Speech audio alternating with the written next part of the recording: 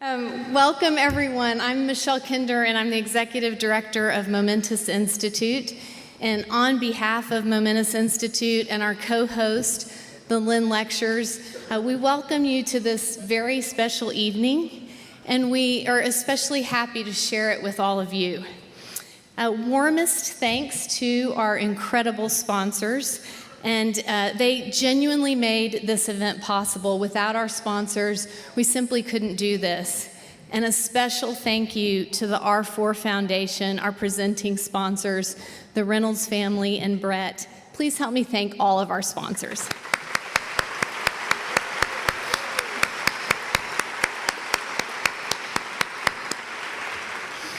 So Momentous Institute is a 97-year-old organization that is owned and operated by the Salesmanship Club of Dallas. And you probably saw some red pants hosting us tonight, and you might have even recognized those red pants from the AT&T Byron Nelson. That's our chief fundraiser. Without the Salesmanship Club, everything we do at Momentous would be impossible, so please help me thank them as well.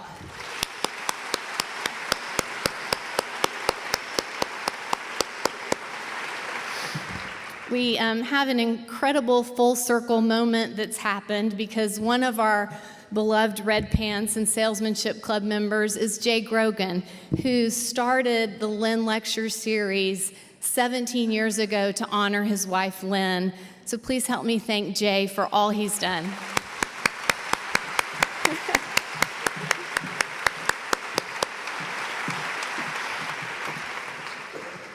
For those of you that are newer to Momentous Institute, we serve 6,000 kids and family members each year in our therapeutic services and at our school. And then we invest in training and research in hopes of helping far more kids than we could ever serve directly. In fact, our board gave us the charge, figure out how to help kids that you will never meet. Our vision is social emotional health for all kids, so that they can achieve their full potential, really equipping that next generation to understand and manage their emotions and their reactions and their relationships. This is important for all kids, no question. But when you enter into the picture trauma and toxic stress, strong social emotional health can actually become a lifeline. Social emotional health strengthens our capacity to manage our internal world regardless of what's coming at us externally.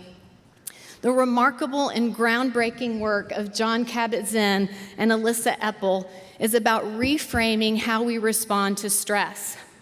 The information that Jon and Elissa will share with us tonight is not just nice to have information. It really is critical to our well-being as a community, both at the child level and certainly at the adult level alike. Momentous Institute applies Jon and Elissa's science upstream in our work with kids and families. And I'd like to share with you tonight just a 60-second example of that. We're going to play for you a video, an interview with a little girl named Faith, which I'm sure is not an accident. Faith was 4 years old when we did this video, and what she's talking about is how she uses breath to manage her emotions. So as you're watching it, try not to get overwhelmed by her cuteness factor, because you totally will, and note how she can track on that she's having a strong emotion. She can name it, and she knows that breath is a tool for her to help manage it, that is free and that is with her all the time. And this is important. In just the 60-second clip, notice how when she takes a beat and uses her breath, how it impacts her capacity to show up for an academic challenge.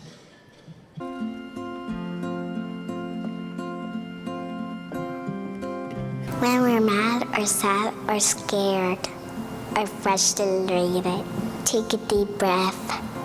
We gotta breathe and center. We take deep breaths slowly out, like this.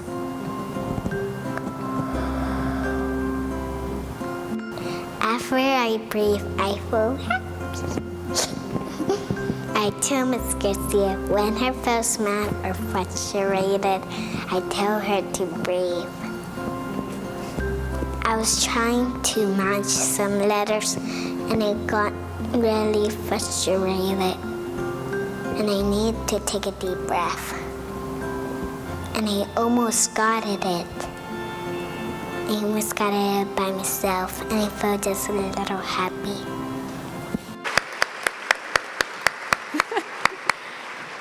So I think Ms. Garcia is actually here tonight, and she can attest to the fact that Faith indeed tells her to breathe all the time. In fact, she's had some moments where she's like, "You breathe, Faith," as we can all understand you get to that. I find myself channeling Faith, and I hope you will too the next time you feel frustrated. Before handing it over to our co-host, I do want to say something that should not be left unsaid. There is so much that we can do to strengthen the social, emotional health of kids, and we should do it because it works. But that does not let us off the hook to do true systemic change that puts children in experiences where there is less toxic stress and trauma to begin with.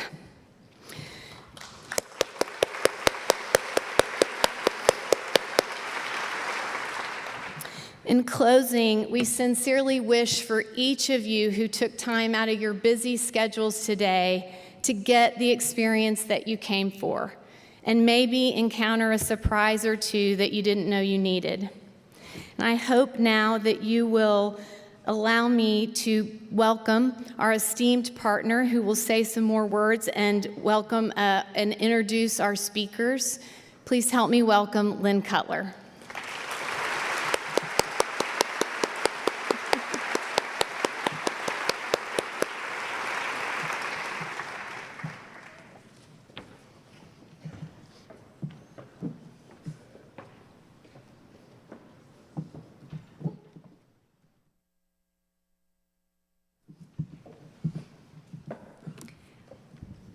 First of all, on behalf of Lynn Grogan Lectures, I would like to thank Momentous and the remarkable job that they have done in driving and facilitating this event in so many wonderful ways to bring you all here tonight. Dr. Elissa Epel and Dr. Jon Kabat Zinn, this is a rare moment because they really aren't on a speaking tour together. They have chosen to come here to Dallas to speak personally to us tonight, and I do hope you find it insightful. Dr. Elissa Epel is professor of psychiatry at University of California, San Francisco. She's the director of the Aging, Metabolism, and Emotion Center, which is essentially about studying chronic stress, the biological, the psychological, and the social processes, and how they accelerate aging. In particular, studying biomarkers of the body. So Mimi Guarneri, who is an integrative cardiologist, MD, she speaks of our bodies as trunks, and she speaks of the roots of the tree as our genes. But as Dr. Kabat Zinn and Dr. Elissa Epel will show tonight, there's so much more that impacts our lives than just the genes we were born with. It's the environment within and the external environment. So Dr. Epel studies telomere length, and she'll explain all of that. That has to do with chronological aging versus biological aging. Dr. Epel also studies eating, emotion, and metabolism, so that it's not just nutrition and what we put in our mouths, but it's how psychological stress impacts that as well. She conducts trials of mindfulness eating in healthy nutrition with pregnancy and with obesity. Her research also focuses on mindfulness with parents of children with developmental challenges such as autism. She is the author of The Telomere Effect, a New York Times bestseller. It's published in 17 languages. The Telomere Effect, The Science of Living Younger. Our second speaker tonight is Dr. Jon Kabat Zinn. He's a professor emeritus of UMass Med School and the founder of the Center for Mindfulness in Healthcare, Medicine, and Society in 1995, which is a global outreach to everything mindfulness, specifically with mindfulness-based stress reduction. And he is also the founder in 1979 of the Center for Stress, studying mindfulness-based stress reduction. His work has contributed to the growing movement of mindfulness into mainstream in law, in business, prisons, schools, such as Momentous, and a myriad of other pathways in the mainstream. Hospitals and medical centers in over 35 countries incorporate mindfulness-based stress reduction to ease suffering. He is the author of many books published in over 40 languages. Full Catastrophe Living, which is a classic for easing suffering and pain, psychological and physical, as well as Wherever You Go, There You Are, Coming to Our Senses, and Mindful Way Through Depression. So without further ado, your speakers. Thank you, Lynn. Thank you. Thank you, Lynn. So we thought what might be best is to take a cue from the little girl we were just hearing from on the stage. And if we could have the house lights up, that would be really helpful for right now. Thank you, all the house lights, because this is not a performance. This is, in some sense, an opportunity for deep recognition of connection and connectedness. So it's really helpful for us to be able to see you, at least in certain moments. Mm-hmm. So welcome. So let's take a moment and just drop in. Sometimes I'll bring a little tennis ball and invite us to just drop into being present.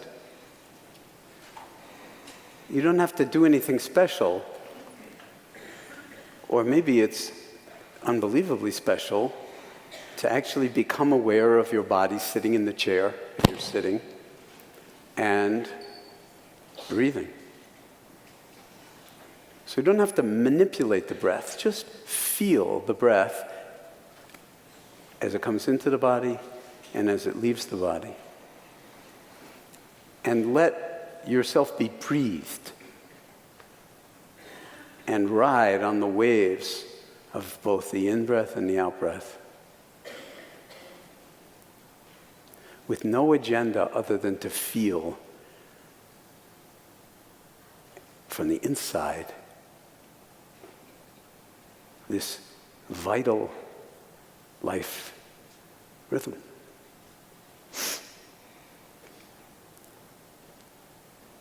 And so you can simply rest in your awareness of this tidal movement of breathing.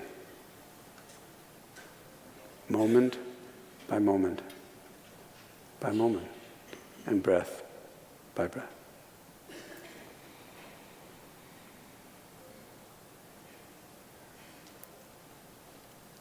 You're not doing it to even be happy or to regulate your emotions, although not good. Although that might happen. You're actually engaging in it simply to remember that you're alive and to leave the domain of doing for a moment or two, including thinking and everything that's associated with thinking, and just drop into being. or you could say non-doing, for a moment. A timeless moment, actually, that we call now.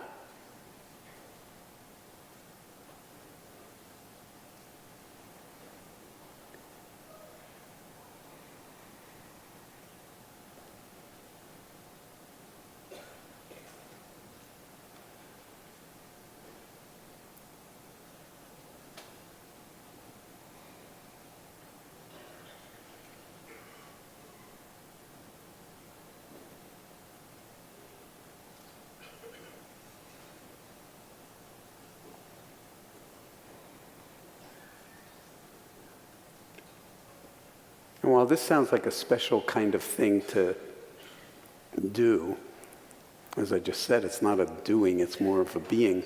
It can actually, as we will point out as we go along, become so intimate that your life itself becomes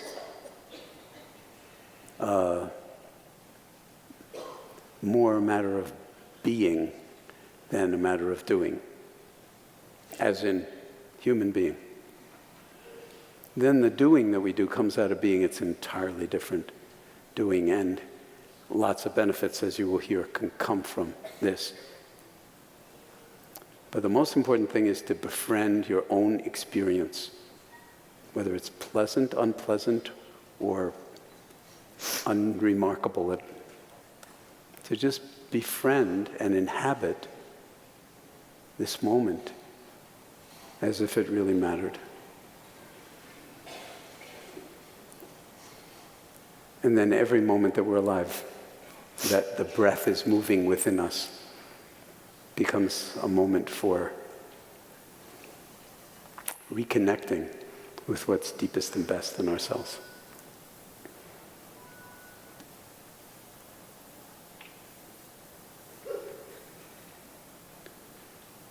So in that sense, the entire evening while we're talking is going to be one seamless meditative practice.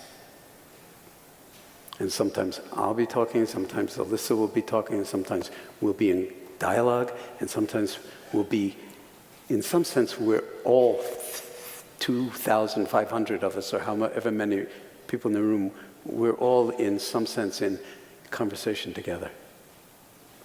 When you show up, when we show up, something remarkable can happen. And now you're going to hear about how many different levels that remarkable unfolding can arise in. I don't know, okay, I'm going to shut this off for now. Welcome, everyone. Very, very happy to be here and talk to you tonight. So, I'm a pacer. I'll be from there to there 10 different times, especially since I don't have my computer here. There's really no reason to stand here. Let me just give you a quick roadmap of where we'll go in a very short period.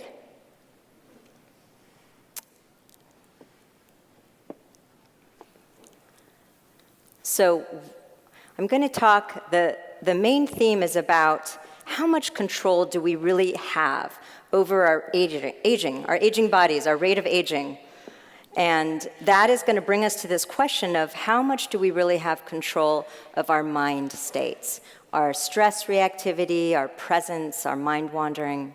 So first I'm going to talk about how stress shapes these mind states we have, how it shapes our presence, how it shapes our social interactions, and how it shapes our cell aging. And it may be some disturbing content, depending on your own, where you are in life today and how much control you feel over stress in your life. But the relief comes in part 2. And we're going to talk about what we know about how to slow our biological aging. And the good news is we know a tremendous amount. We have much more control than we think. We'll talk about the little choices we make every day that add up to slow our cell aging. And then we'll talk about mindfulness and mind states. So when we think about aging and disease, what we know with phenomenal certainty is the age, our chronological age, predicts disease and death with large effects. But what's remarkable about this is it's really not about age, it's about biological age that underlies, that's loosely related to our psychological age, our chronological age. So if you think about it, do you know people who look 10 years older than their real age or 10 years younger? Some of us age in dog years.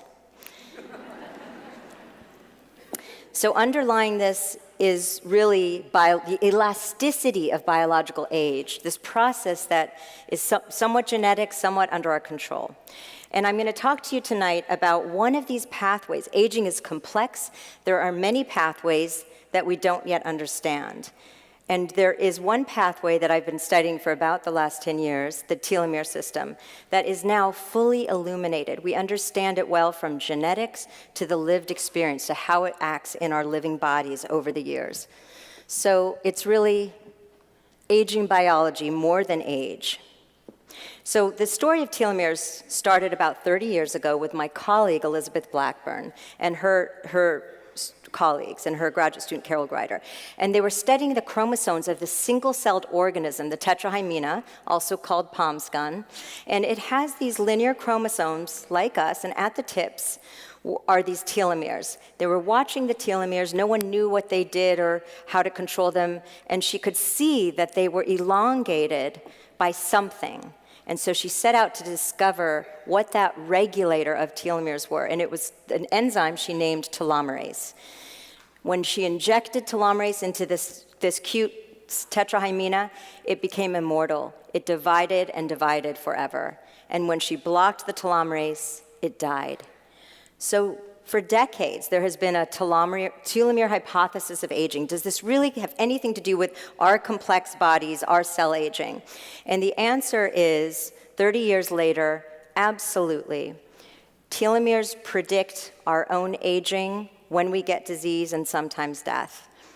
And we know that this is actually not just a marker, but actually a mechanism. So we know that if you have the genetics for long telomeres, you are much less likely to get heart disease or dementia. So these genetic studies in the last few years has finally shown what is causal proof that this is a cause of aging. And she did win the Nobel Prize for this work, she and her colleagues. So this is where the action is. There are genes inside these chromosomes. We must protect them so that they can make the proteins that make up our whole body with integrity. And here you can see at the bottom, these caps on the chromosomes are the telomeres. So they're protective caps that shorten every time the cell divides. And when they get too short, the cell dies, or it becomes this aged, old decrepit cell that secretes pro-inflammatory cytokines. We don't want that happening. So there's this enzyme, telomerase, that actually builds back the base pairs. It adds these DNA base pairs to elongate the telomere. So we now know that having short telomeres in about middle age predicts early onset of major diseases of aging, such as heart disease, dementia, and different types of cancer. And in a study we just published, we found that even among people who have disease, if you've already got something, it's still important to maintain your telomeres because you can live better and longer. So in the recent study we published, we looked at a large sample of people with heart disease. And over a 5-year period, some of them had telomere lengthening, and they lived significantly longer than those who stayed the same or shortened. So let me cut right to the chase where I came into the scene. When I came to UCSF to do my postdoc, I asked this simple question. We understand that there's this tremendous, interesting mind-body connection, but could it affect rate of aging in healthy young people? So I worked with Elizabeth and Lynn, who was a postdoc then too, to collect blood cells out of a sample I was studying and measure their telomeres and their telomerase and their stress levels, their stress hormones, their oxidative stress. And what we found in that study, we had half the women had a child with a chronic condition, it's a very stressful lifestyle every day, and half had normal or healthy children. And none of them were low stress, I can tell you that. We don't find parents who are low stress. But the caregiving parents had significantly higher stress. And when we looked at their cell aging, they had shorter telomeres by what we would expect in 10 years of normal aging. Their telomerase was lower, their oxidative stress and stress hormones were higher. But it wasn't just being a caregiver, though. That was so interesting. It was the years of caregiving, so dose response, and it was the perception of stress. So across the sample, those who felt most overwhelmed had the most cell aging, and that applied to all the parents with healthy children as well. So we know with stress that it's often the story we create, what we make of it, and not just the objective exposure. So 10 years later, around now, we have done other studies, and people across the world have done studies on samples, the size of 10,000 people, and have found that the stress effect is extended to all sorts of conditions. So children exposed to early trauma, violence, bullying, they have telomere shortening in those young years.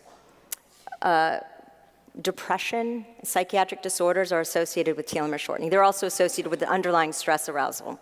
What about work stress? I just recently heard that a mother decided not to go back to work because she heard me talk. That was very distressing to me, because it's not about the stressor, the stressful situation that you engage in, it's how you cope with it. Work stress is not related to shorter telomeres, but emotional exhaustion from work, which is a severe form of stress, or burnout is. So it's really, we can't avoid stressors. We shouldn't avoid stressors. That's what engaging in life is always going to mean that we're needing to deal with many different types of stressors, and that is an important part of life. So the message is not to avoid stressful situations, but rather to package up and take with you the coping skills that we each need, the essential skills for life. And I think you already know what I'm going to say about that, but mindfulness is an absolute critical ingredient. There are many different mind-body activities that we've studied with cell aging, and mindfulness is a common underlying piece. You cannot be engaging in any of these mind-body activities without having focused attention and a body that is actually in a more of a at-ease state. So I won't be talking about something you're probably already thinking about. What about good stress? Some stress is good. The lion is having a good day there. The anticipation of his next meal, the gazelle is having what we call threat stress. We have threat stress, even though we're not usually in physical danger for our safety, although some people are. What we experience when we encounter normal everyday stressors is some of us, we're just naturally wired to feel more threatened, our psychological ego, maybe our financial security. So threat reactivity is something that has been studied a lot. And we do this often in what we call thin slices. We present a stressful situation and say, what are your thoughts and feelings? And people who feel more stressed, anxious, like they don't have control, they don't have the resources, threat stress. It's a different physiological response than challenge stress or moderate stress. It's related to stronger peaks of cortisol, more inflammation. We don't need to be secreting pro-inflammatory cytokines on an everyday basis. But if we're high reactors and we haven't been managing stress well, we can have this inflammation build up to what we call inflammaging, because inflammation is kind of lays fertile ground for aging and cancer. And also this threat reactivity tendency is related to shorter telomere length. So I'm going to tell you, I love having new data to tell about, and so we and my lab have worked hard to kind of finish wrapping up stories of what we've been doing for the last 5 years. We've been following a sample of young men and women who have a child with autism or have a neurotypical child. And we've followed them for a year and a half, and we have tracked their daily life from the moment they wake up. We've asked them, what thoughts do you have? What feelings do you have? We measure their stress hormones so we can see how high it rises upon waking. And of course, we've measured their cell aging. So we've asked 2 questions. Is there a biological residue of the chronic stress of parenting a special needs child? And then secondly, can we break that down and try to understand chronic stress by looking at experience, moment or daily experience? And so let me cut to the chase and summarize what we found about the cell aging. When we look inside the cell, we did see lower telomerase in the caregivers, and we also were able to look at mitochondrial health. This is a new finding. Martin Picard, who was a postdoc, is now assistant professor, has developed a new way to look at the health of the mitochondria, not just counting them. These caregivers had significantly impaired mitochondria. They couldn't make ATP, energy, normally. Some of them looked like people with mitochondrial disorders. So this was both shocking and not surprising. Telomeres and mitochondria are best friends. They're close to each other in the cell. They affect each other. They talk to each other. Reactive oxygen species from the mitochondria shorten the telomere. So we see this aging syndrome. We know that it promotes inflammaging.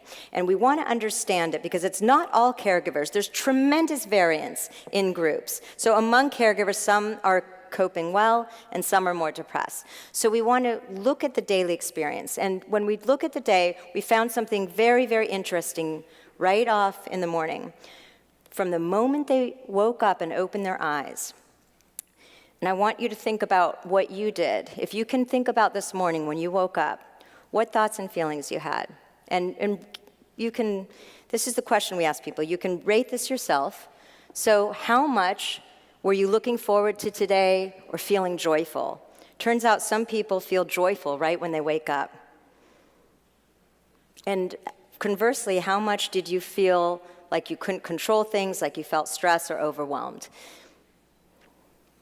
So what we learned from this is that, number one, there's no clean slate. Caregivers woke up in threat mode. There's our threat mode. From the moment they woke up, nothing had happened. They're already anticipating. Number two, people who woke up with joy had lower cortisol and better cell aging. I don't naturally wake up with joy, but I can tell you I've changed my behavior after this. I try not to look at my phone. I think of something I'm grateful for. I get up and I do at least 5 minutes of my thing, yoga or qigong. Waking up is important. It sets the trajectory of our day. We also looked at how people responded to stressful events every day. So this is about 3 weeks of their life, stretched out over a year and a half. And what we know about chronic stress is that you break it down, nothing goes on forever, right? There's just bumps of, peaks of stress. But when you look at it, there's worry, there's anticipation, like when these women woke up. There's the event when you can feel like it's very threatening, and then there's the aftermath. Something happened. You can let it go. Letting it go is a theme tonight.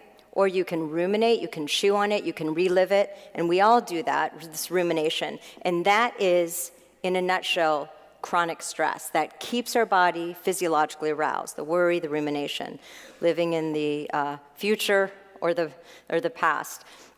So this process, we measure this process. It is higher in caregivers, but when we look at how it's related to cell aging, it helps explain cell aging, meaning that it's not about being a caregiver, it's about having this exaggerated stress response.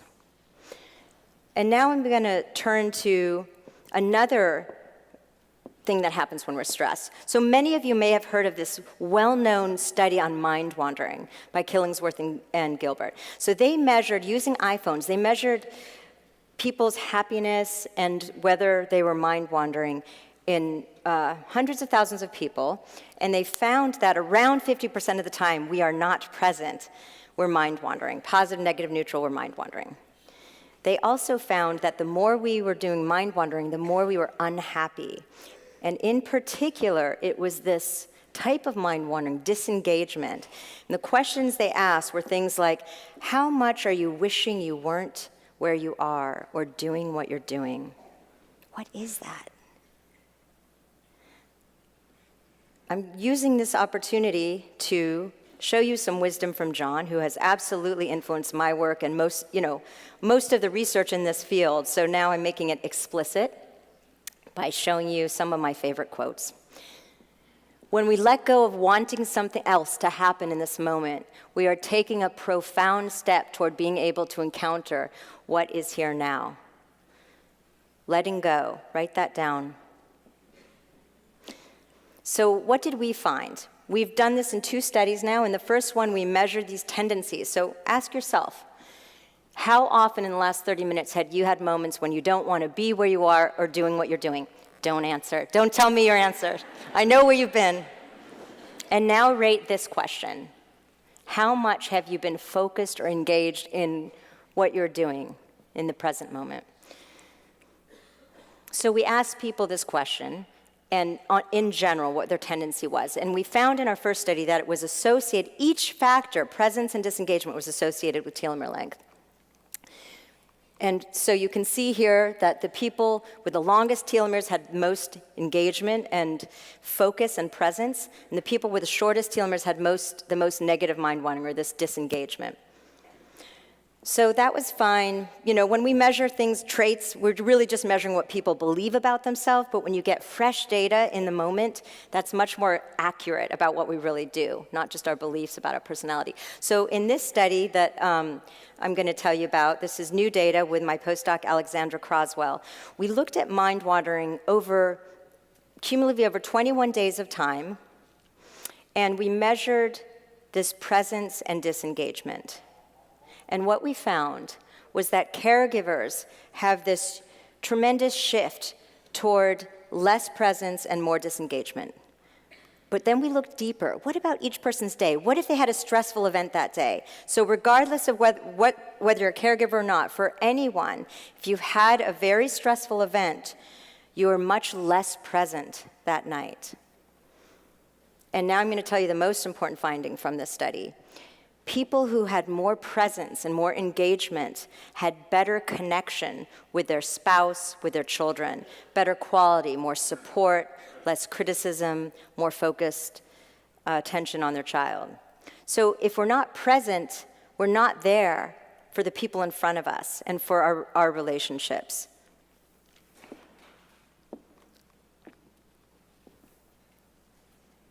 Where your mind is at any moment is not a trivial thing.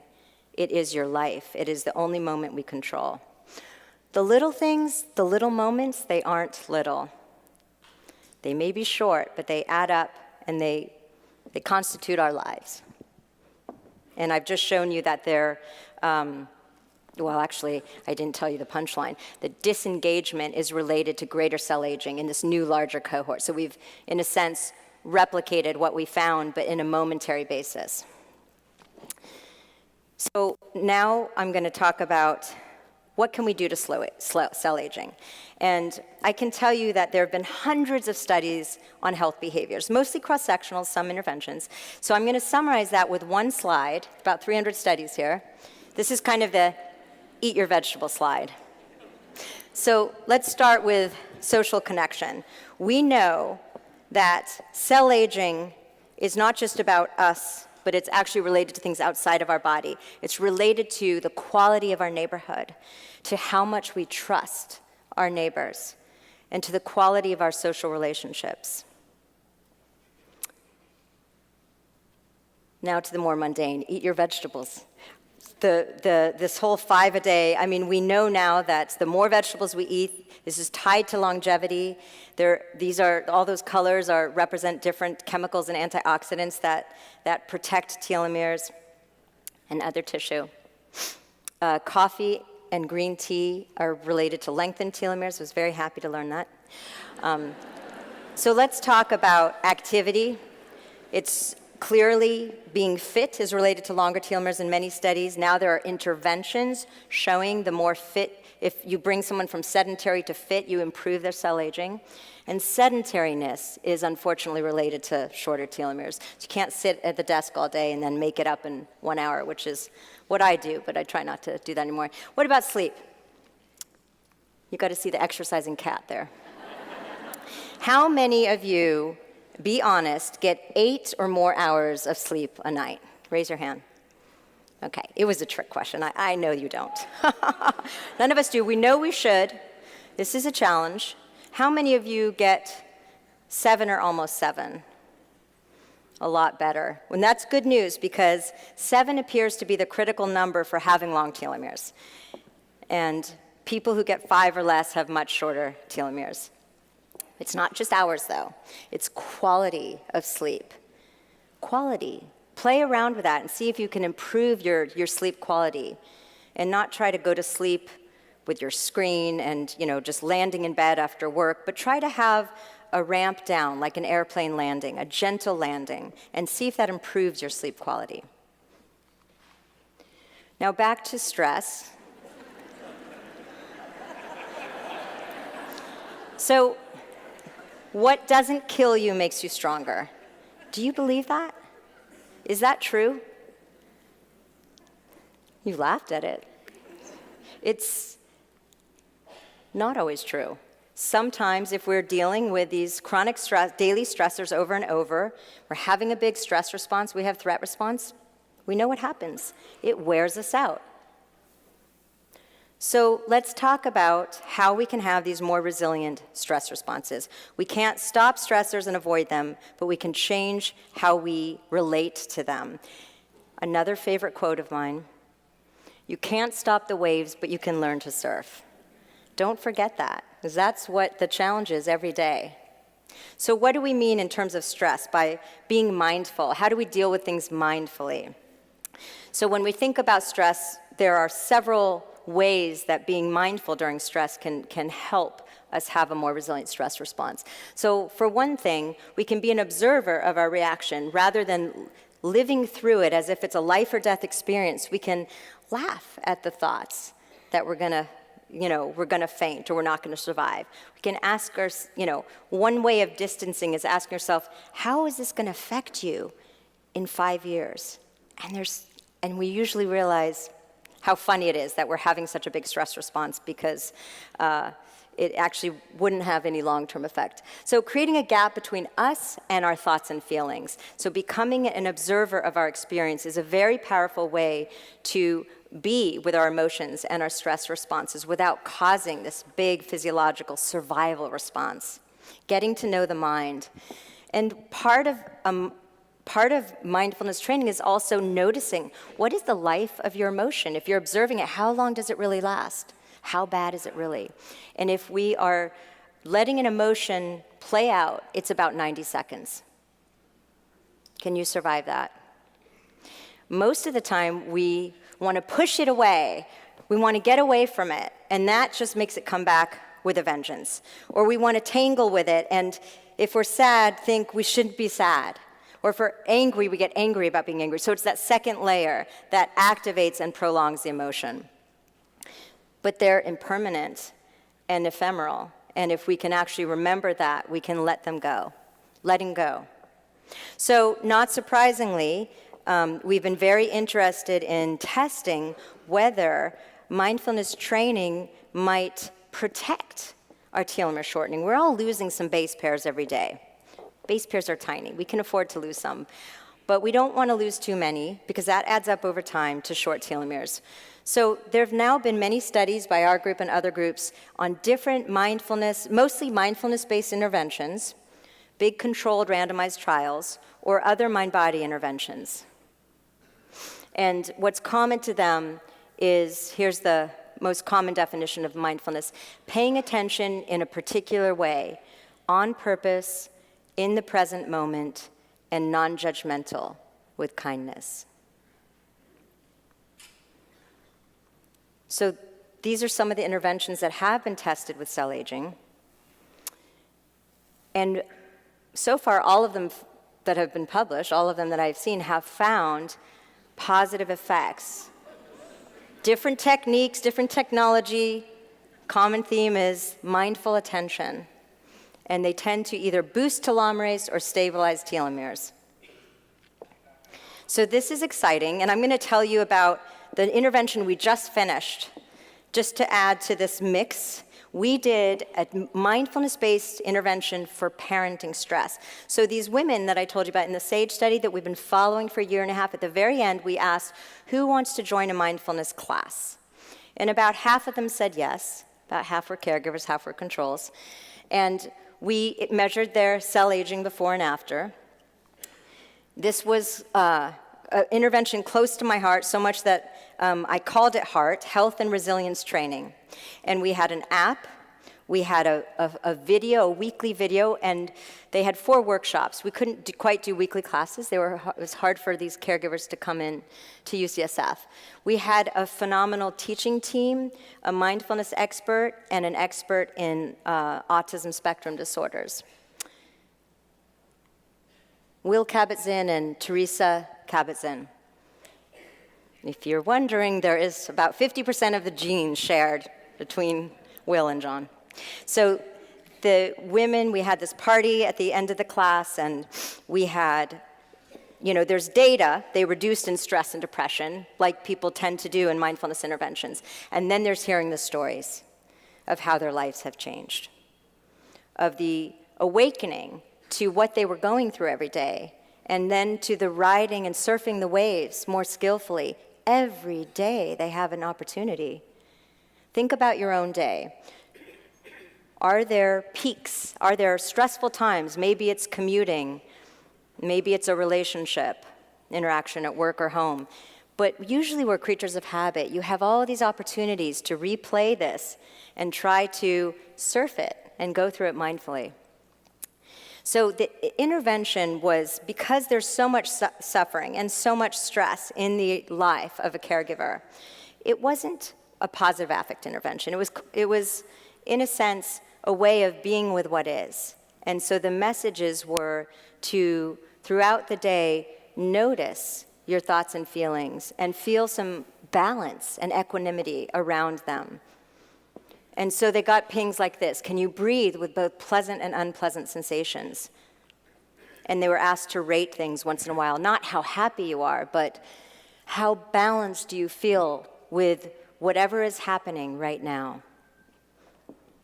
So this was a new way of being that didn't activate the stress response.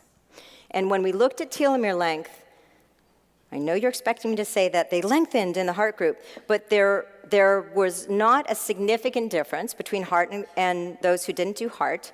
And then we do what researchers do. We look for moderators. So our first guess was, well, what type of person can benefit most from mindfulness intervention?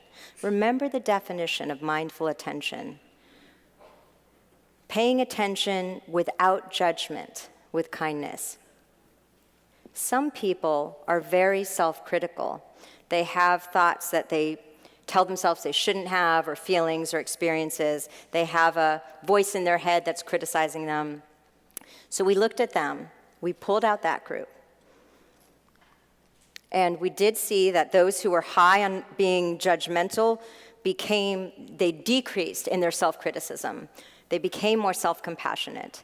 And so then we looked at their telomeres, and let me show you what we found. So in terms of those who were more accepting of their experience, of whatever was happening in their head, they showed the loss of base pairs just like we'd expect over 6 months. When we looked at those who were very self-critical, here's what we found. This bottom bar is those who were self-critical but didn't go through HEART. And they had significant shortening in just 6 months. And those who went through HEART had relatively no shortening. They were buffered. They maintained their base pairs. It's exactly what we want to see. So this is exciting, and of course it needs to be replicated, but it does suggest that we know that mindful attention is what we all need. It can help all of us, but especially if you're self-critical and you know who you are. So let me summarize some of these tips to protect the tips. We have to do the work, the daily work, of taking care of our body. It's necessary, but not sufficient. So I've mentioned some things. There's a lot of description of specific tips and how to follow your intentions in our telomere book. And then there's what may not be on the AAA map of wellness that everyone sees, and that is the mind states. How can we live with ease? How can we promote mindfulness? So as I've said, we need to, if we can become more aware with kind attention, we can change our relationship to stressful events in our lives.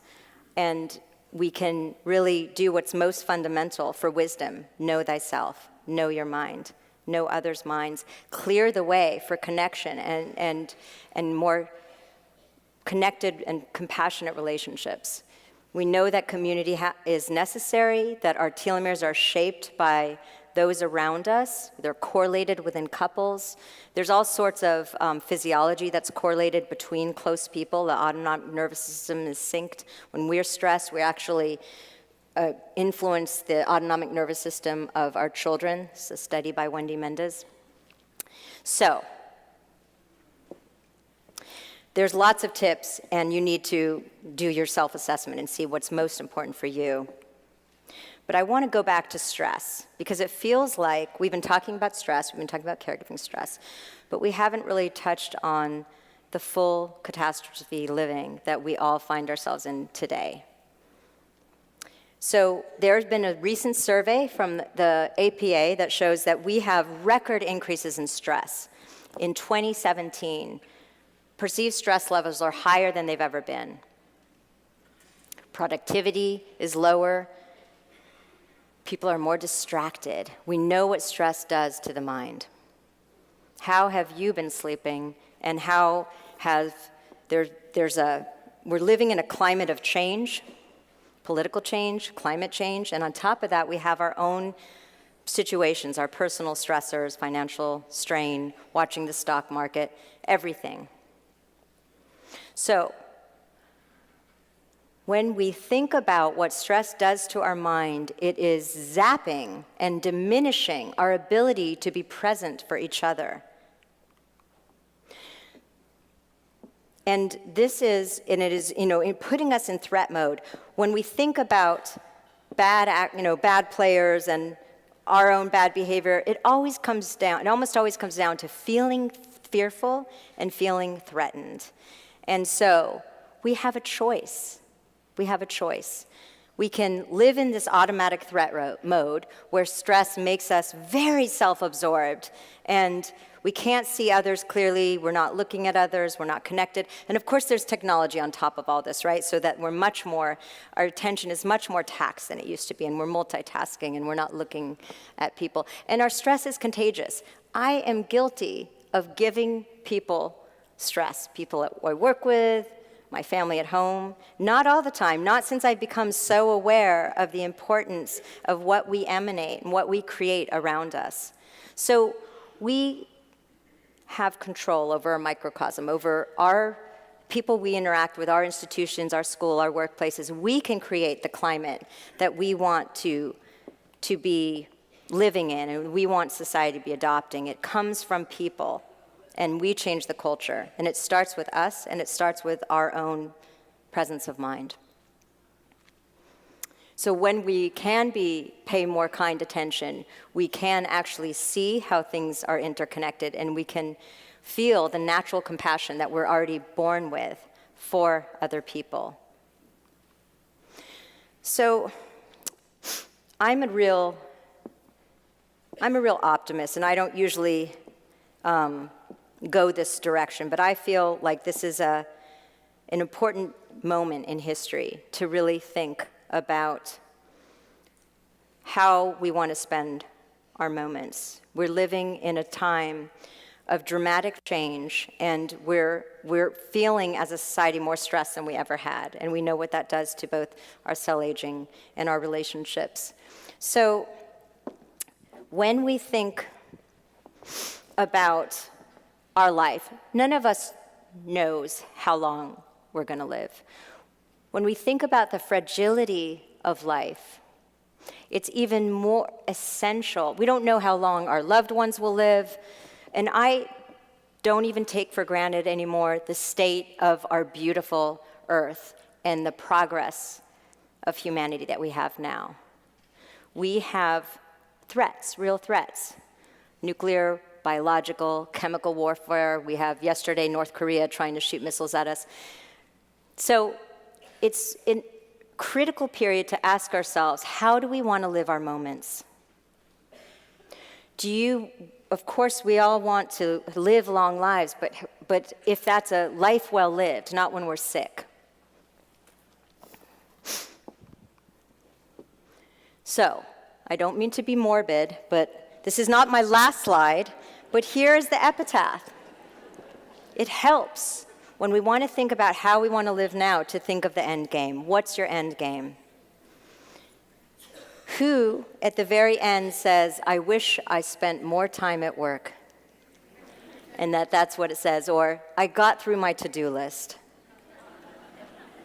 Rather, think now and reverse engineer how we want to spend our moments at the end. We want to be well, we want to be healthy, we want to be with our loved ones, we want to have contributed meaningful work and meaningful progress to leave the next generation. And I don't know if you can read this. I've lived a meaningful life. And here's one of my favorite quotes by Jack Kornfield that I remind myself of every once in a while. In the end, these things matter most. How well did you love? How fully did you live? How deeply did you let go? So we started off thinking about the clock. And we now know that it's biological aging that matters, not time, not the clock. And now we know that our biological aging is tied to how we live, to how we're responding to life, our stress, our health behaviors, our presence, our mindful attention. So, mindlessness is going to go by, our biological aging may go by more quickly. And I'm just going to end with this quote. I'll let you read it yourself, by Einstein, who was, of course, so wise, who talked about the interdependence between us. I can't imagine his level of mindfulness. He saw these things back in 1921.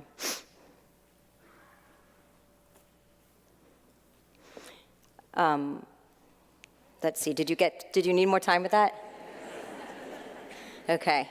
I still have a few important acknowledgments, but go ahead and read.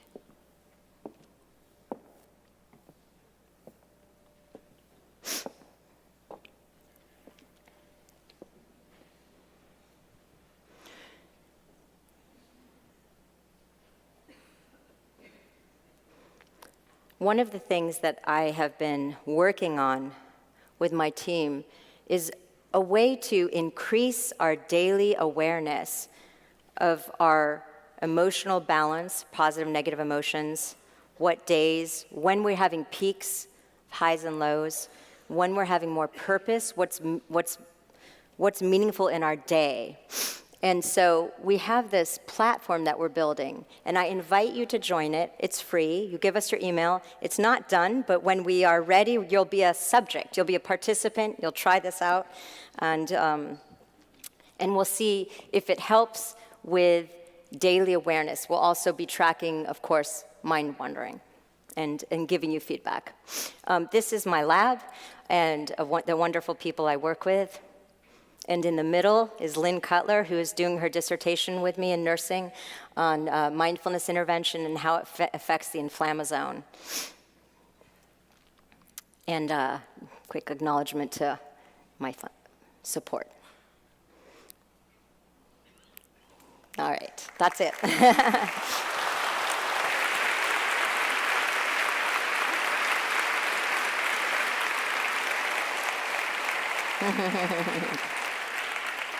Thank you so much.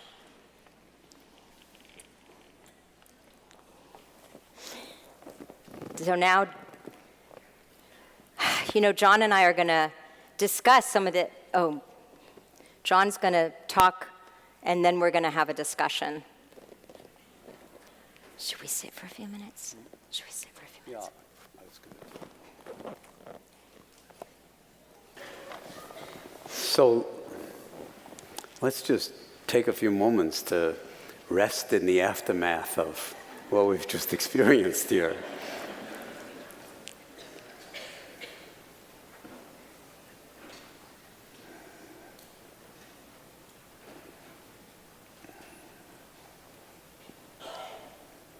and reflect on the implications. This is like what I would call to die for science, only really what I mean is to live for science. But this is like highest quality of research, looking at some of the most fundamental questions of meaning and of living, and living well.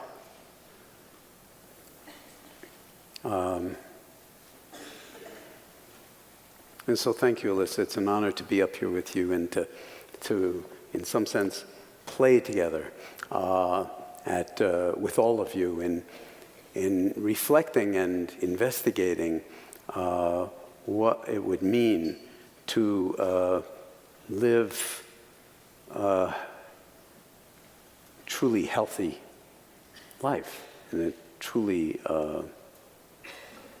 meaningful life. Sometimes we get going so much on autopilot, we're zoning along on autopilot through our moments. Have you ever noticed that? To get to better moments? Well, we have a lot to do, so we multitask. There is not one of like hundreds of studies that shows that multitasking actually works.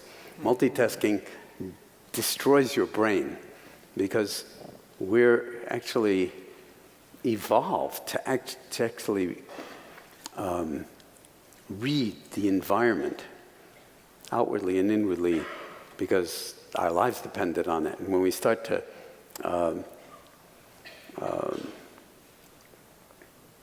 dissect our attention,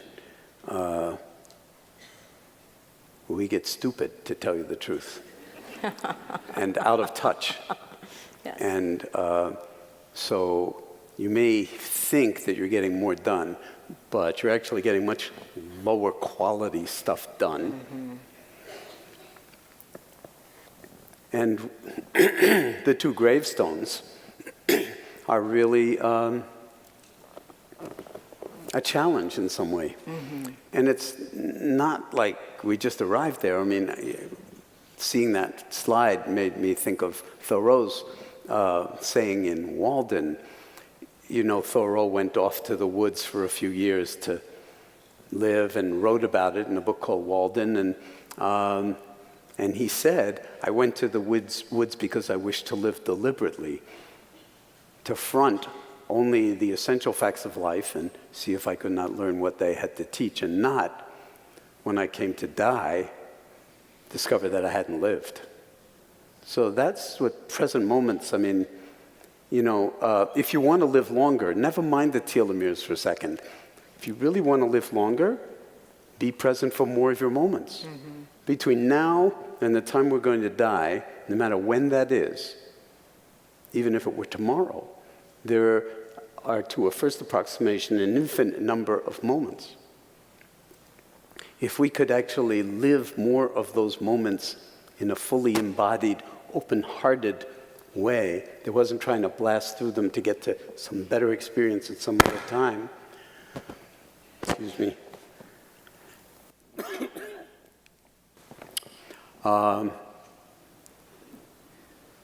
We would not only live longer in some sense, it wouldn't necessarily feel longer, but it would feel richer, it would feel deeper, it would feel more meaningful. So that's the challenge. I mean, and if you read Walden, it's all about mindfulness. It's like a rhapsody to living life as if it really mattered. And he talked about sitting in his doorway in his cabin. So I'll tell you a few things about mindfulness-based stress reduction because it got mentioned, and because how many of you have been through an MBSR program? Raise your hands. And how many of you teach MBSR or mindfulness-based cognitive therapy or anything? Wonderful. Well, welcome to you. And how many of you were here when I was on this stage 12 years ago? Yeah. So there's some kind of longevity here, but you know, let's face it, there's like 2,500 people in this audience, and you've come out for a talk on mindfulness. That's weird. So you must, in some sense, either have nothing better to do with your life, or you're a kind of mutant of sorts. because you're, from the outside, I mean, if somebody came in and and we were, say, meditating quietly for a few moments, just as the little girl was doing, and just riding on the waves of our breathing, not because the breathing is so important, but because the awareness is so important, and the breath is a good object to focus on, to pay attention to. People would come in, they'd think we were not doing anything. And if it were like administrators paying for MBSR in the hospital, they'd say, well, why are we paying for this? I mean, no, they're not doing anything. Well, this work of non-doing is actually not the same as not doing anything. It's the hardest work in the world to actually show up and be present and grow your telomeres. It really is, but it's actually worth engaging in. Not so much because you live another 10 or 20 years, because if you're miserable, why would you want to live another 10 or 20 years? Exactly. But if you are actually integrated and have a sense of meaning and meaningful connection, and that social emotional learning, if you read anything about social emotional learning, you realize mindfulness lies at the absolute heart of it. It's all about awareness, self-awareness, and then reading emotion in others, and then negotiating how you do the emotional field. And that's like, in some sense, we're all in kindergarten. I mean, there are very few of us who actually are good at that. And sometimes family is like a hothouse of wonderful opportunity for actually cultivating greater mindfulness and heartfulness. Maybe it's this thing. I'm going to take the tape off, and we'll see if that works. Maybe it doesn't like tape. So let me keep going with this for now. So MBSR was designed, and this way I can see you better up in the balconies. MBSR was designed as a kind of safety net to catch people falling through the cracks of the healthcare system. And as you heard, I mean, we started in 1979 at the University of Massachusetts Medical Center. And in 1979, there were cracks in the healthcare system. Now, it's more like chasms in the healthcare system. So it's very easy to fall through the cracks of the healthcare system. And the idea was catch people and challenge them in the following way. Is there something that you could do for yourself that no one else on the planet, including your doctor and your surgeon and the whole medical team, can do for you, that would be a complement to what medicine can do for you, but absolutely essential for optimizing health and well-being? And the invitation was, we will train you in these very ancient meditative practices that have everything to do with moving from the doing mode to the being mode, learning how to inhabit that, and then letting the doing come out of being, and we'll just see what happens. And we'll do it for 8 weeks, and then you go back and see your doctor. And what people were actually saying after 8 weeks of this was that, and we were as best we could, keeping data on people, and their symptoms were like dropping. You could hear it, the blood pressure dropping, chronic pain. If not dropping, learning how to actually live with it without it eroding the quality of your life. And the interesting thing was that symptoms would drop over the 8 weeks, no matter what the diagnosis was. We were taking people with every medical diagnosis under the sun and a good deal of psychiatric diagnoses as well.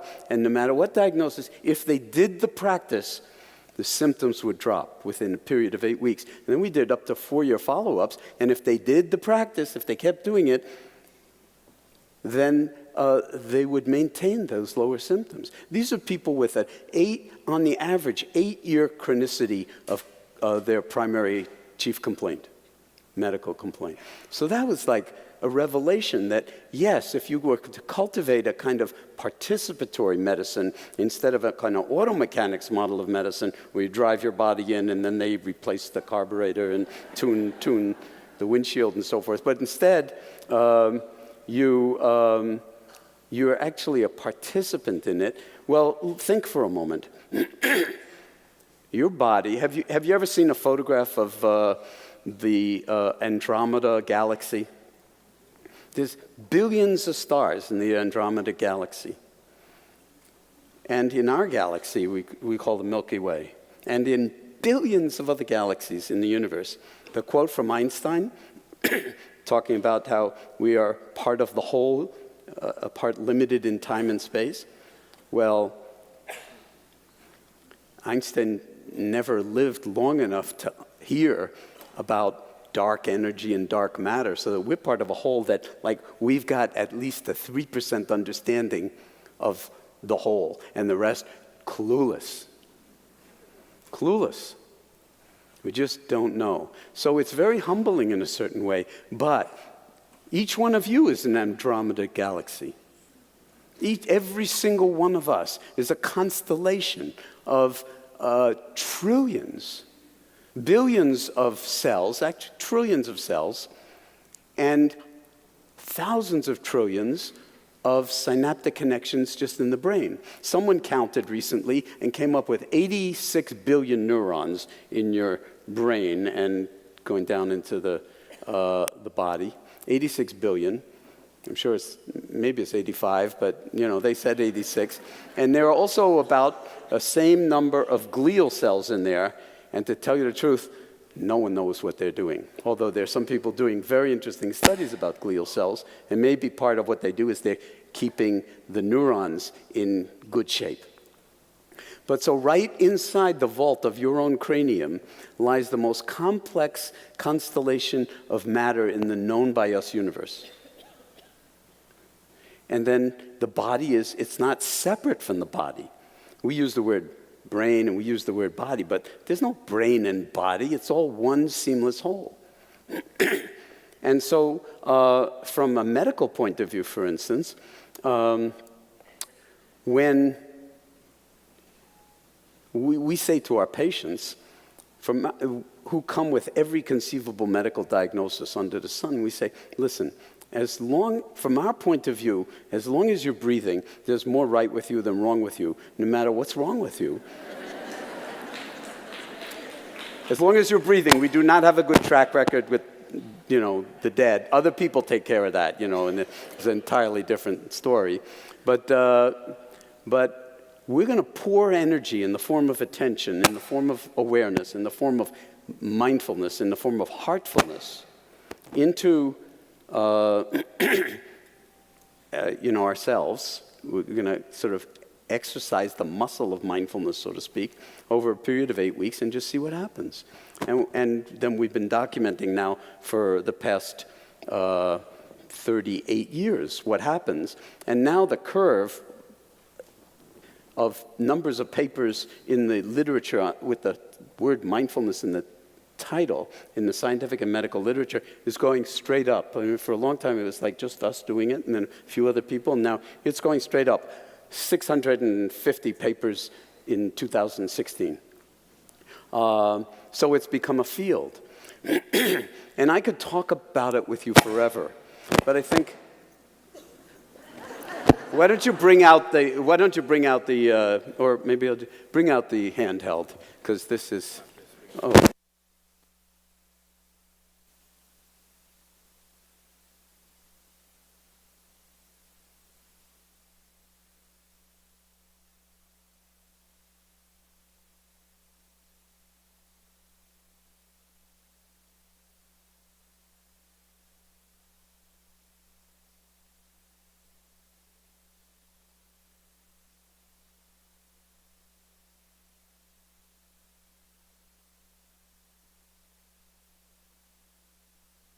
See if this will work.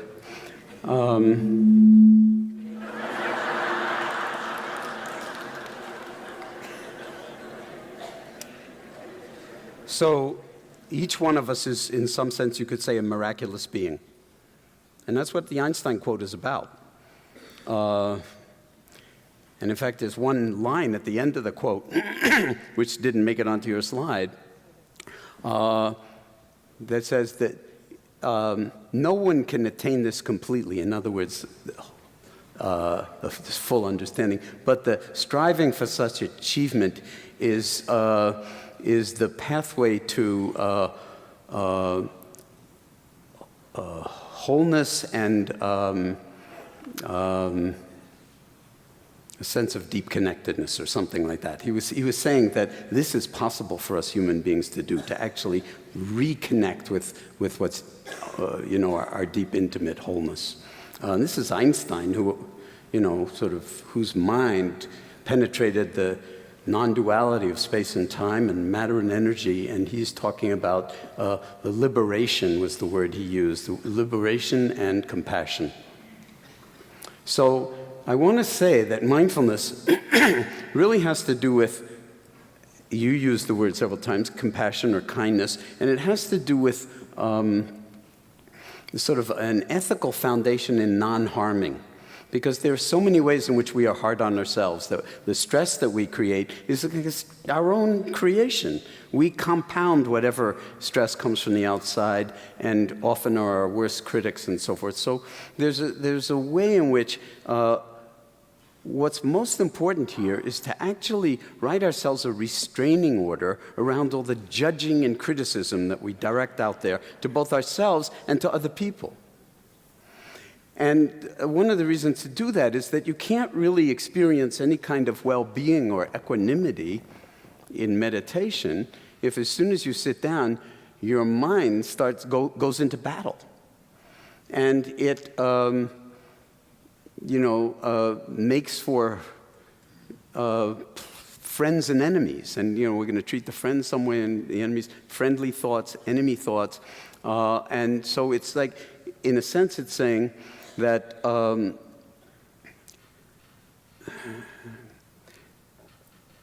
we put out the welcome mat for the entire spectrum of our human experience. And rather than judging it, we just welcome it. And then we see that the unpleasant, when we turn towards it, when we open to it, it has a whole different sort of perspective to it, that if we can invite it in, symptoms drop. Symptoms change. Our relationship to pain changes. We can actually befriend the experience of a high degree of unpleasantness.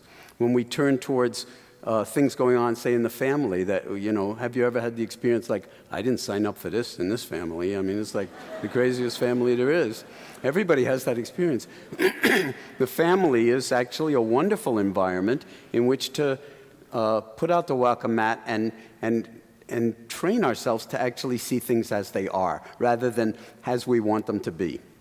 So you can become mindful of all the narratives that we have that say how it should be, and I'll be happy if it's this way, but if it's that way, I'm not going to be happy, And instead, a little kindness towards yourselves, and then allowing things to be as they are. Why? Because they're already that way. And if you say, I'm not going to sign up for happiness, I'm not going to be happy unless I get my way. Well, how many of you have children? Have you ever had the children want something and melt down in a store, in front of, and you are mortified, and what do you wind up saying to them if you actually don't give in? Sometimes we just give in because it's so mortifying when we just give in. But supposing you don't give in, what do you say to them? You can't always have your own way. Something like that. And, and a smart kid will say, well, why not? Don't we always want our own way? And yet, we want our own way, but we often don't know what our own way is when you come right down to it. When you drill down to it, it's like... So the ethical approach to this is first do no harm. That's, of course, the cardinal principle in the Hippocratic Oath. But that's actually the case when you meditate, whether it's formally, in sitting or a body scan or what the cat was doing or anything like that, or running. I mean, there are an infinite number of ways in which we can enter into being. An infinite number of ways. And so it's not all about one way or one method or one technique. That's not what mindfulness is. So part of it is the adventure or the love affair of finding your way. And probably many of you already have that, but could it be fine-tuned a little bit more? Could it be enriched? Could it be developed a little bit more? Just like sleep. I mean, we don't know how we go to sleep. You lie down on a padded surface, close the lights and so forth, and then magically we go to sleep sometimes. If you're really stressed, sleep is the first thing to go. But what about some time during the day to fall awake?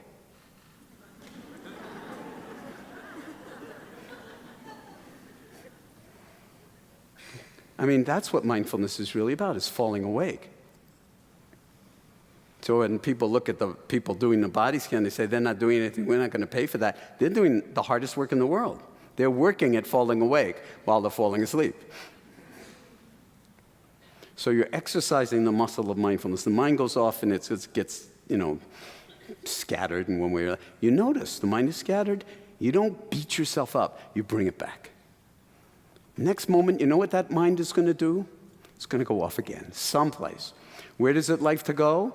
Well, have you ever heard of the future? How many of you, I don't know, I've only been in Dallas, lived like less than 48 hours. Do people worry at all in Dallas? Is that part of the repertoire? Worry is thinking about the future. Mark Twain is famous for having said, "My life has been full of tragedy," and some of it actually happened. But most of the time, we're worrying about things that are not going to happen because we're not smart enough to prognosticate what's actually going to happen. So it's like driving your car with the brake on. It's very stressful, and it's not good for your telomeres. And it's not good for anything else either.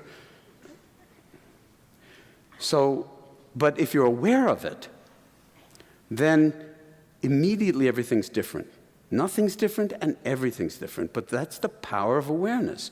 So when you're lost in thought, you've got some narrative going about how great it is, how horrible it is, whatever it is, and then when you wake up to that in the moment, then you have a new dimension from which to navigate how will I be in relationship to this thought. And you emphasize that in your talk a lot. It's about how we're going to be in relationship to the stress. It's not the stress. It's how we choose to be in relationship to it. And a lot of studies demonstrate that. So, the mind wanders, you bring it back. Mind wanders, the mind wandering. It's like, I don't know how they did this iPhone study. They pinged thousands of people and said, "What are you doing right now? And is your mind on it or is it not?" Well, and making love was on that graph. It's like, it was a very small dot, but making love, like, you are answering your iPhone in the middle of making love just because you're in a study? I mean, come on, So this is kind of compounded our distractibility by a factor of millions. And so one of the things that we need to do, because you can't live without this thing, but you can't live with it either unless you begin to cultivate a mindful relationship to, how to be in relationship so it doesn't completely ruin your life.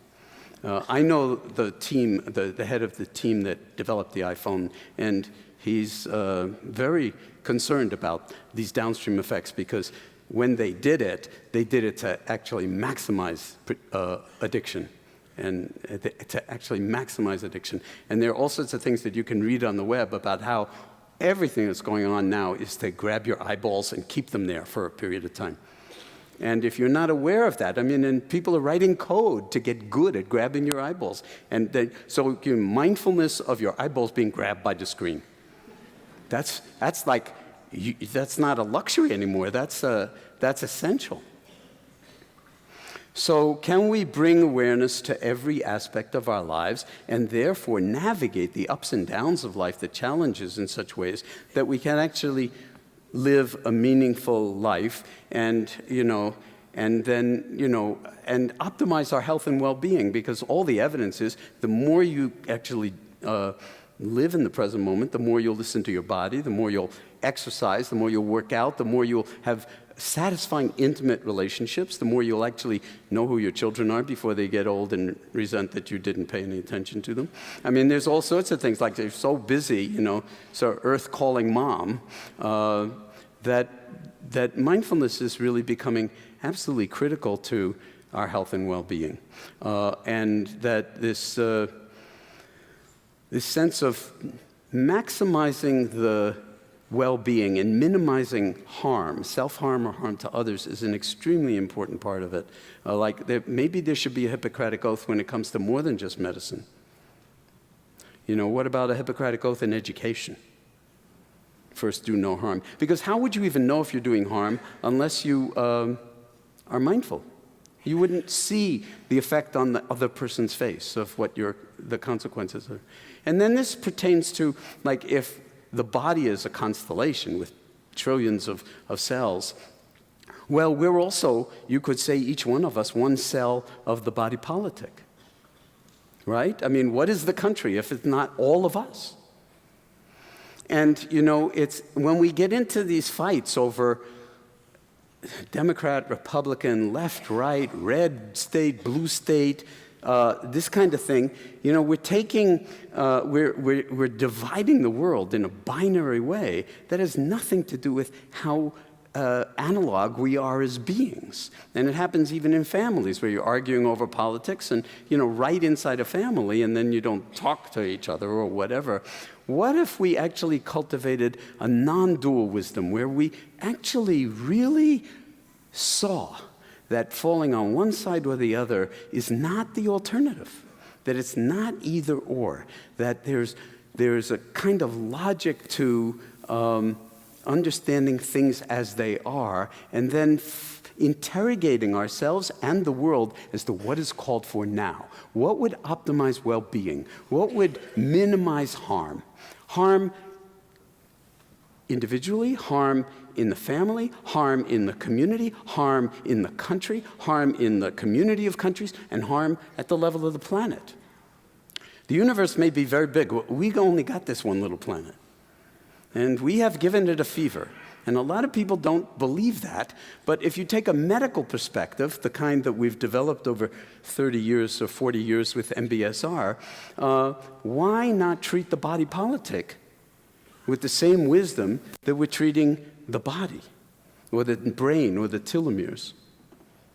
Do you get my drift? And that this is not like we go to war. I mean, you wouldn't want the liver and the heart to go to war because they're like arguing over how much blood supply they should get, you know. And then the lungs, you know, sort of go in there too, and then the feet. Hey, well, we you know, the toes even, like, well, you toes, you don't count for much. Well, yeah, but you wouldn't want to lose them. So the biology is basically showing us that we need to take care of the entirety of the body and the body politic. And if we misdiagnose the suffering, if we misdiagnose what's going on, we'll mistreat it. We've got infinite examples in the history of this country in terms of politics, things that we have really caused enormous amounts of harm. You know, pick anything. Pick, you know, the fact that, you know, we've never really reconciled the fact that genocide was involved in the founding of this country, or that, you know, slavery was involved in this country, and they drove the economy of this country for hundreds of years. Slavery, and we just like the word slavery, but it doesn't contain the pain of slavery. It doesn't contain the horror of that, and how much harm is. So this is not a question of one view or another view, but can we actually step back and understand the whole in such a way that now, whatever has happened in the past, we can find a way to wake up as a species. Because there's a certain way in which you could say, when we know ourselves as a species, when we are in our best mode, we get what's in the great museums and the great concert halls and the poetry and the beauty and the architecture and everything beautiful about Dallas and the rest of the world. Dallas and Florence and, you know, Paris and whatever. And then when the mind doesn't know itself, what do we get? We get Auschwitz. We get Buchenwald. We get the killing fields of Cambodia. We get Rwanda. We get all sorts of, this is like human beings killing each other at levels that no other species on the planet ever does, because we're so smart. And then it's all 40 years later, it's kumbaya, you know, with the Germans or with, you know, the Japanese or whatever. But in the meantime, what have we done? And so I've come to think of, in terms of healing, that in some sense the Homo sapiens sapiens, our species, from the Latin sapere, which means to taste or to know. We're the species, we've named ourselves, we're the species that knows and knows that we know. Okay? And not cognitive knowing merely, but the species that is aware and aware that it is aware. And that's true for us. But we haven't quite grown into that, I would say. And so to the fact that, to the extent that we haven't grown into it, you could say that the human species is kind of like the autoimmune disease of the planet. Seriously, we're the vector of the disease, and we're also the first victim ourselves. And so if, for instance, in terms of mindfulness, if we look at the planet for a moment, and you're photographing the planet from satellites and from outer space, and you see the glaciers are melting, and there's no ice at the North Pole in the summertime, and that's all happened in the past 30 years, and you look at the curve of carbon dioxide, in the atmosphere, and the cores of the Antarctic ice field for the past 500 million years, and you find that, it is going exponentially for the first time in 500 million years, and the methane that is produced in farming and everything else is also going on, and these are greenhouse gases. It's very hard to say that there's nothing to this and we should just ignore it. In the same way as like any scientific evidence, if it's repeated over and over again, and then the majority of scientists agree that this, then in some sense, to be mindful means we have to take in evidence that we may not want to even hear, because it may mean adjusting how we are going to deal with our own behavior in order to optimize well-being and benefit for all and minimize harm. And that's a very big challenge to do if we are not aware of the ways in which each one of us is, in some sense, driven by aspects of mind that have to do with more for me. And the Buddhists have a very quaint way of putting it. They just say the three: greed, hatred, and delusion. That's like driving the planet. Greed, hatred, and delusion. And it's not in other people, it's in all of us. So if we can bring awareness to it, if you get my drift, then we start to not only heal ourselves, heal the body politic as well. So I want to leave you with, for now, and then we're going to go into a conversation, but I want to just leave you with a couple of poems. Okay? Because if you take people and you put them into an fMRI scanner, let me just talk for a moment about the brain. Because when I started MBSR in 1979, there was no way to scientifically study this stuff. There was no way to do it. Now there's a field called neuroplasticity, there's a field called epigenetics, and then there's the field of telomeres and telomerase. These didn't exist back then. So we know so much more about the human body and the brain and all of these activities. So it turns out if you put somebody in an fMRI scanner and then you tell them not to do anything, just lie there, don't do anything, it turns out that a midline region in the brain just goes crazy. I mean, it just starts pumping out ATP, and it's just very, very active. And what that is called now is the default mode network in the brain. And why is it called the default mode network? It's because when you tell someone not to do anything, and they're lying there, and you can't move really in an fMRI scanner, what you default to is a narrative about your favorite subject. And guess what that is?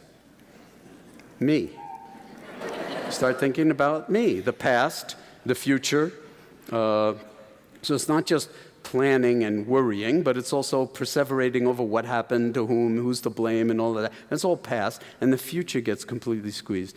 So this is now being studied by neuroscientists around the world, and that when you are mindful, what you're doing actually is shifting from a default mode of mind wandering or mindlessness or attachment, self-involvement with the story of me and the personal pronouns, to just being in the scanner, feeling the breath moving, hearing the hum of the machine, the clanking of the machine. Whatever the experience is, you're resting in an awareness in a way that's timeless, and you are very, very awake, very, very whole.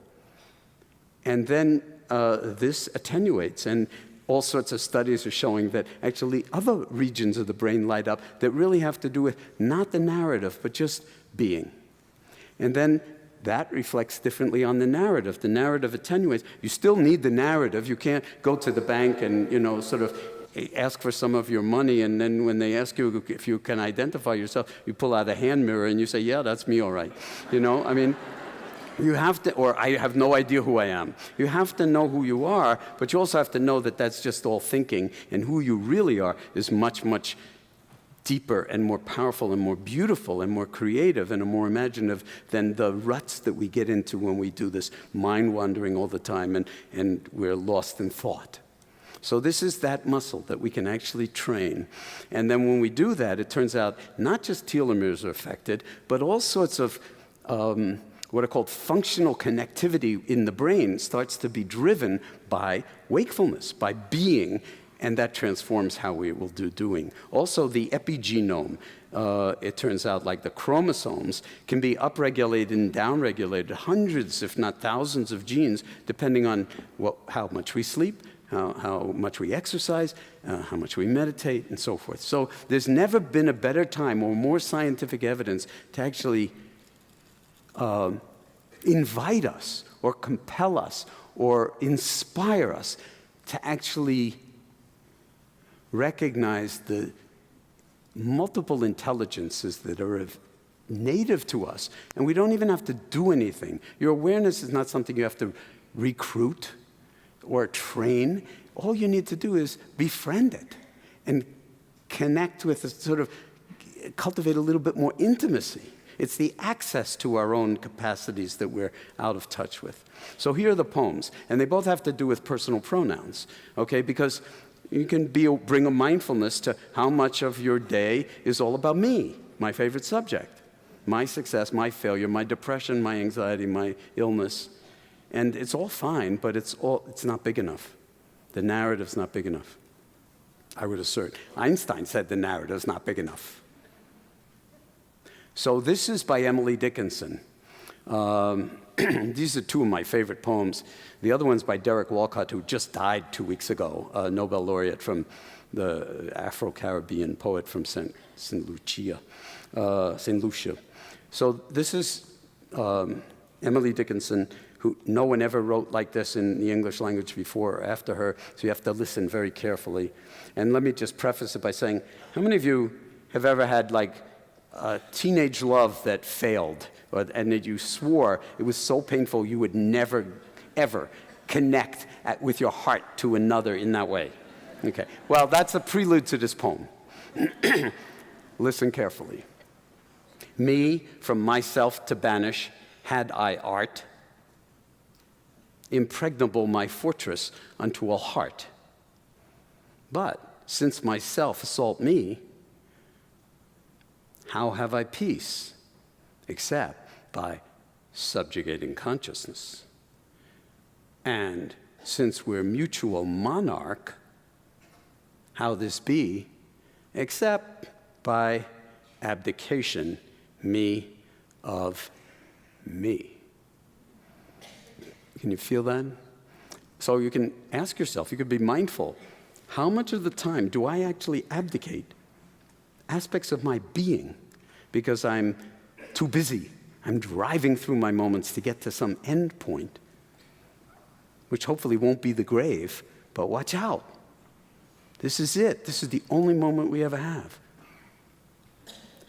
So then this other poem by Derek Walcott is in some sense the antidote to that problem of abdication, of splitting, of not wanting to feel. I don't want my heart to be so, vulnerable. I'm never going there again anymore. But you see, vulnerability is an interesting thing. If you are aware of, your vulnerability, that's an unbelievable strength. And you can use softness in a way that has tremendous power. And it's maybe not, or you redefine it and it's not vulnerable at all. But it really is integrated, which is what health really is on every level. So the time will come, this is Derek Walcott now, the time will come, and the poem is called Love After Love. He won the Nobel Prize in literature a number of years ago, and he died 2 weeks ago. The time will come when, with elation, you will greet yourself arriving at your own door, in your own mirror. And each will smile at the other's welcome and say, sit here, eat. You will love again the stranger who was yourself. Give wine, give bread, Give back your heart to yourself. To the stranger who has loved you all your life, who you have ignored for another who knows you by heart. Take down the love letters from the bookshelf, the photographs, the desperate notes. Peel your own image from the mirror. Sit. Feast on your life.